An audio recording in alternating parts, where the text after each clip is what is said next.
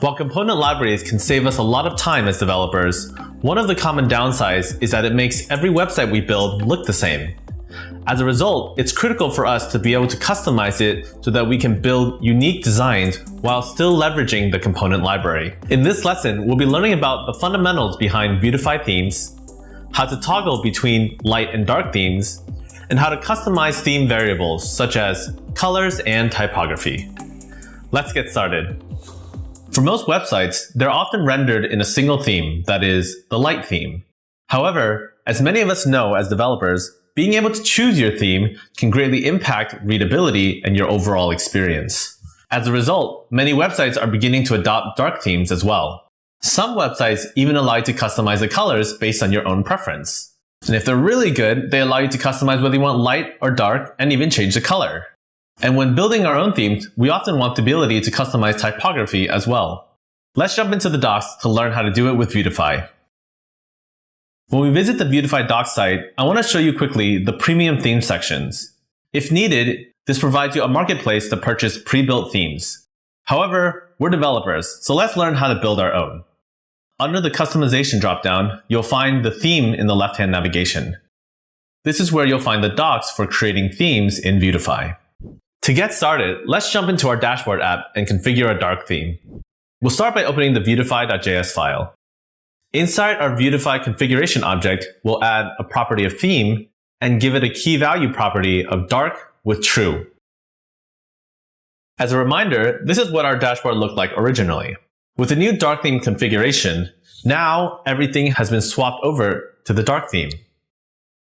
This is great, but we want to give users the chance to choose which theme they prefer. So let's jump back in the code to do that. In our app.vue file, we'll add another V button to our navigation, and we'll give it the text of toggle theme. We'll give it a click handler with the method toggle theme, which we'll write shortly, and add text and rounded properties so that it looks the same as the rest of the navigation. Inside of our script block, we're going to go ahead and write our method for toggle theme. To change our theme, all we need to do is access the global Vuetify configuration using this.$Vuetify.theme.dark. And since this returns a boolean, we can simply assign it the inverse so that we can toggle it on and off when the user clicks. Back in our app, we'll see our button in the top, and when we click on it, you'll see now that it switches between the light and dark theme. And with one line of code, we've now given the user the ability to toggle their theme. Now, let's learn how to customize the colors on our themes. Back in the docs for themes, let's scroll down to take a look at the customization section. You'll see here that Vuetify gives you some examples for common colors that you may want to configure for your theme. With this information, let's jump into the codebase.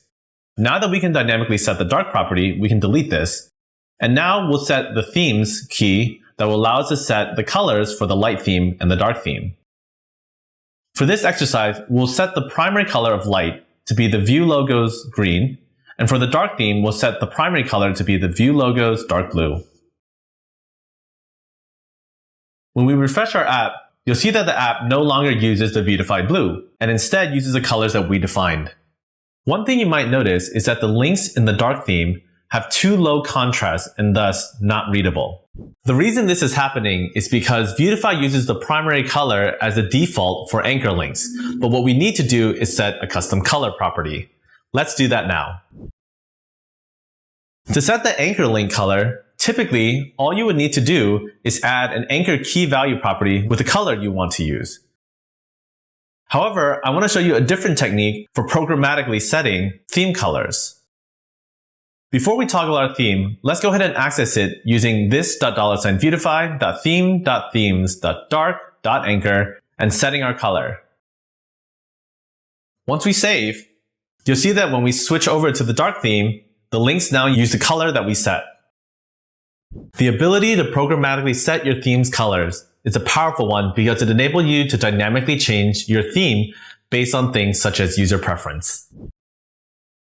And now that we know how to customize our colors, let's learn how to customize our typography. Back in the docs, let's check out the Sass variables section.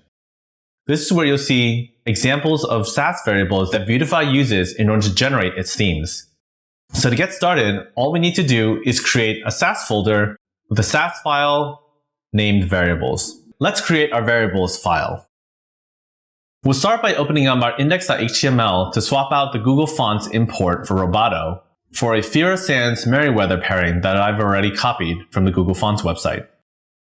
Once we save that, all we need to do is create a new folder for SCSS and create a variables.scss file. Then we'll redefine the body font family variable with Merriweather and the heading font family with Fira Sans. If you're wondering where I got these variable names from, be sure to check out the Vuetify source code to get a complete list of all the variables. I'll include the link in the article below. Since we're setting new Sass variables, let's restart our web server to ensure everything's loading properly.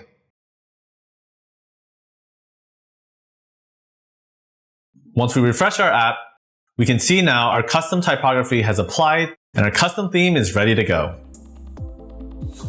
Congratulations! You now know the fundamentals behind Vuetify themes, how to toggle between light and dark themes, and how to set theme variables such as color and typography. You're now ready to create your own custom Vuetify theme. Good luck! This is great. This is great. This is great. Ah, program at theme.